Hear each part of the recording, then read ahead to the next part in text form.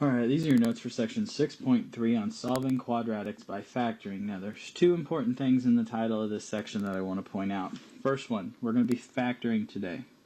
We've done factoring before. We did it in chapter 5, so it's not a new idea. We're just going to be applying things that we already know.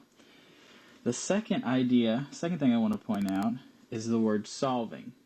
When we did the notes for section 6.1 and 6.2, we graphed. Today, we're still going to graph, but we're going to actually give an answer to the problem. When we graph something like we did in 6.1 and 6.2, we just put it on a coordinate plane and we show what it looks like. Now, you did give me specific things. You gave me the vertex. You gave me the axis of symmetry. I asked for specific parts, but the answer is just the graph. Today, when we solve them, our answer is not going to be the graph. It's going to be the answers we get, and then we're going to graph from that. Now, that may be a little confusing now, but it'll make sense when we start doing some examples. So let's get started. First thing I want to talk about is standard form. Now, this first one here, y equals ax squared plus bx plus c, whenever it's y equals, that's your clue that you're going to graph something.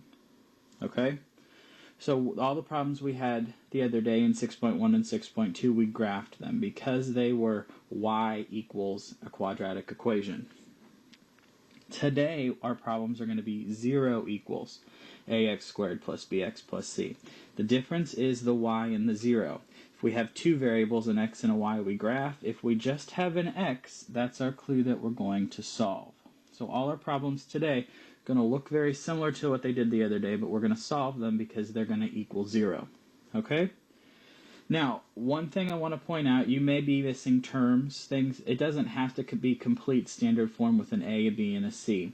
What it does have to have, though, is an A. If it doesn't have an A, then we don't have a quadratic anymore. We have a linear problem. If A were 0, what would happen is it'd be 0x squared plus bx plus c.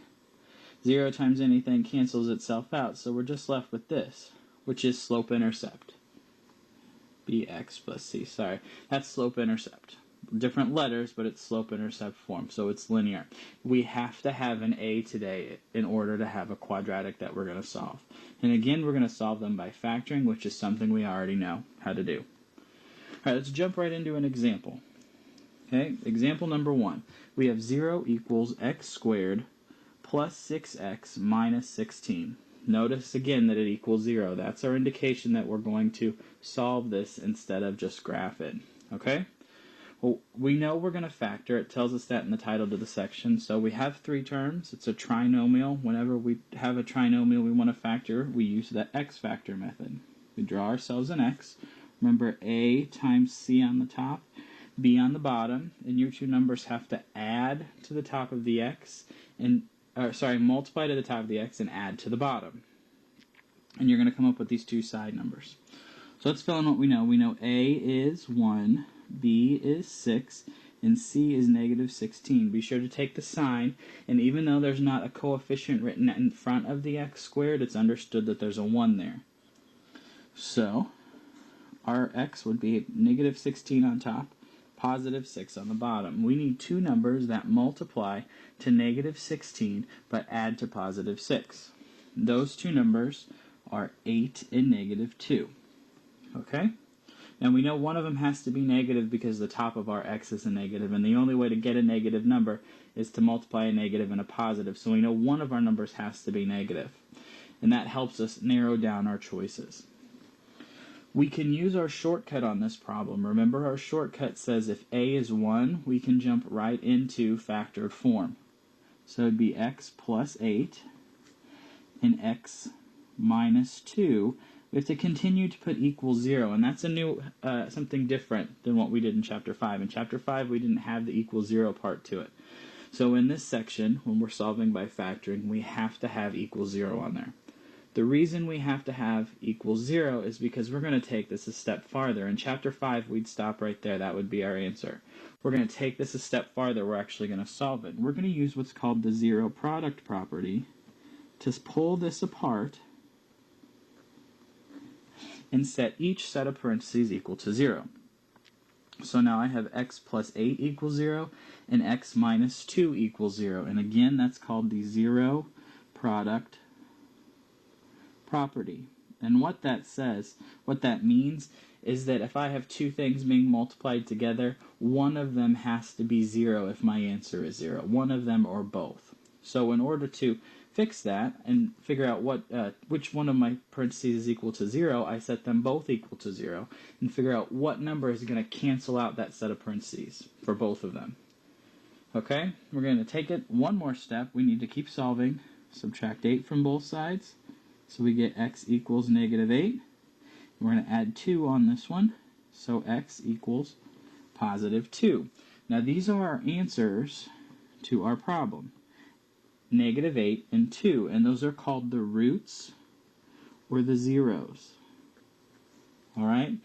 They're called the roots because they are the answers to the problem. Zeros because if we plug them in for x, either one of those numbers, it makes our equation equal 0. Okay? Now this is where our graph comes in. That's the actual answer to the problem. But when we're going to graph these, I want to show you what the graph looks like. And you may or may not be asked to graph on your homework. It just depends on the problem. But when we graph these, what's neat is that these roots and zeros are where the equation crosses the x-axis. So if I have 2, my graph is going to cross right here, and at negative 8, be right here. So these two numbers are where the graph crosses the x-axis, or its x-intercepts. Now I can continue to keep graphing it. I know this opens up because a is greater than 0, so I could sketch myself a graph here that looks something like this. And there's the graph for my quadratic. Okay? Again, we solve it by setting it equal to 0, pulling each part and setting each of those equal to 0, and then solving the equation, both equations, and we get the answers or the zeros to the problem. And the zeros, or the roots, are where the graph crosses the x-axis. It's the x-intercepts. Okay, let's look at example number 2. Example number 2 is a little different. We have x squared plus 9 equals 6x. Well, that doesn't equal 0. So the first thing we have to do is make it equal 0. We're going to subtract 6x from both sides. So we are left with x squared minus 6x plus 9 equals 0. Because everything on the right-hand side is canceled now, so there's nothing there, it equals 0. Now we have a problem that equals 0. We can go ahead and solve it. It's 3 terms, trinomials, so we're going to x factor it. 9 is going to go on top because a is 1 and c is 9. 1 times 9 is 9. And negative 6 on the bottom. We need two numbers that multiply to 9, positive 9, and add to negative 6. And those two numbers end up being negative 3 and negative 3. Now again, we can use our shortcut because a is 1, so we can jump right into factored form. X minus 3 times x minus 3, here's one of the differences, equals 0. Can't forget that. Now we're going to use that zero product property because we don't stop there, we're not done. Use the zero product property, pull each set of parentheses, and set those equal to 0. So now I have x minus 3 equals 0 and x minus 3 equals 0. Add 3, so x equals 3. Add 3 again, so x equals 3. Now, I got the same answer twice. I only have to list it once, so x equals 3 is the answer. I don't need to list it twice. But this is a special case. This is what's called a double root. And a double root is when you get the same answer twice. Now, instead of crossing the x-axis twice, like it did in example 1, it crossed at 2 and negative 8. This one only crosses once. It just touches the x-axis at 3. Now we know our graph opens up because a is positive, so our graph looks something like this. Okay? Now again, it just touches the x-axis. It doesn't cross it. We talked about the other day that the exponent tells you how many roots you can have in a problem. So if my exponent's a 2, that's the maximum number of times it will cross the x-axis. In example 1, it did cross twice. It doesn't have to, but it did. In example 2, my exponent's a 2, so it can cross at a maximum of 2 times, but it only crossed once. It just touches it one time, and that's an example of a double root. Now we've got 2 more examples down here, and these are examples where we're going to factor, but they're non-x factoring examples. And there's 2 different types. There's ones where we don't have c and ones where we don't have b. Both of them are things that we've already done, so they shouldn't be any challenge to you. They're ideas we've done before. This first one, we have x squared equals negative 4x. Now we have to get it equal to 0, just like we did before. So we're going to add 4x to both sides. And we are left with x squared plus 4x equals 0. Now if we look at that, there's no c on this problem. And if we don't have a c term, we just use the greatest common factor to solve it.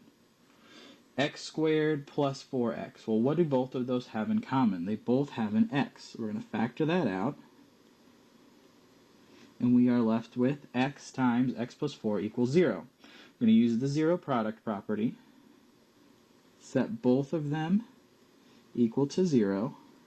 This one's already solved. X equals 0. That's part of my answer. Don't forget about it. Over here, we get x equals negative 4. So those are the 2 answers to our problem, 0 and negative 4. We solved it a little differently. We used the greatest common factor, and if we were going to graph that, our graph would cross at 0 and negative 4. It still has 2 roots, 2 zeros. That's the maximum number of time it can cross again because our exponent is 2. Let's look at our fourth example. This is our final example. We have x squared minus 81 equals 0. Now this one's already set equal to 0. We're good to go. There's a problem though. There is no b on this example.